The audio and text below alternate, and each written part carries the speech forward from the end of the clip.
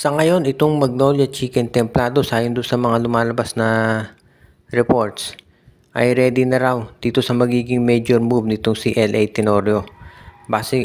Ayon dito sa mga nasa kampo ng Magnolia Chicken Templados, ang gagawin daw nitong si LA Tenorio ay makikipag-trade dito sa Phoenix Fuel Masters para makuha nila itong si Kai Balungay.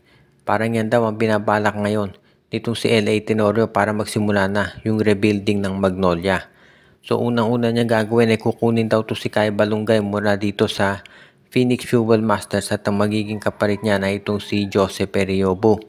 So yan ang magiging palitan, Eriobo plus first round draft pick for Kai Balungay. Pero first move pa lamang yan ni Coach LA Tenorio. Meron pa siyang mga ibang players na balak kunin para mapalakas itong Magnolia.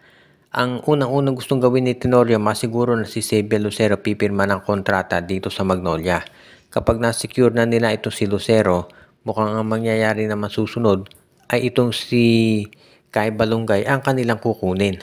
Mukhang ito si William Navarro, desidido na raw na magdaro sa South Korea, so hahayaan na yan ng Magnolia Chicken Templados.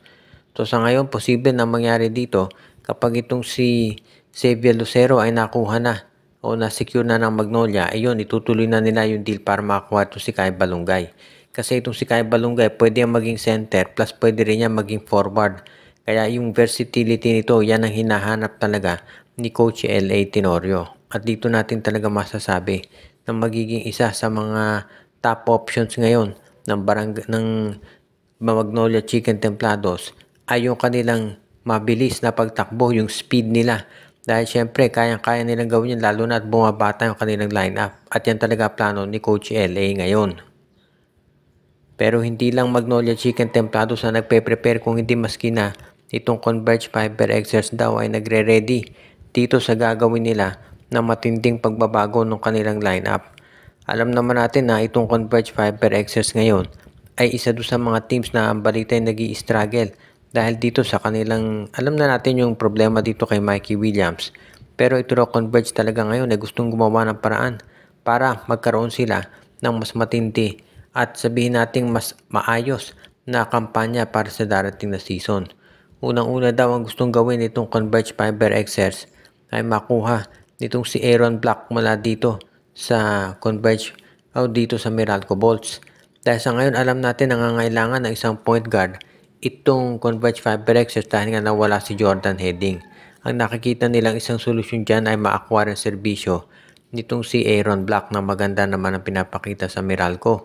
Kaya kung sakasakali na makuha nila si Aaron Black, magiging maganda yan para dito sa kanila. At alam naman natin na itong si Aaron Black ay isa doon sa mga players talaga na masasabi natin na magiging isa doon sa mga pillars o cornerstones ng Converge kung sakasakali na ito'y makuha talaga nila.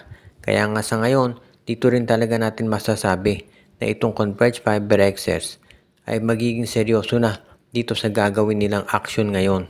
Kaya itong si Coach Franco Atienza, kung hindi siya tatanggalin sa Converge, marami ang magagawa mabuti para dito sa lineup nila.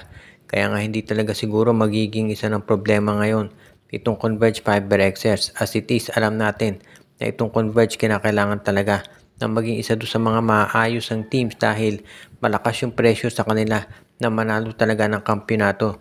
Dito lalo na alam natin magiging matindi ang labanan sa PBA sa ngayon.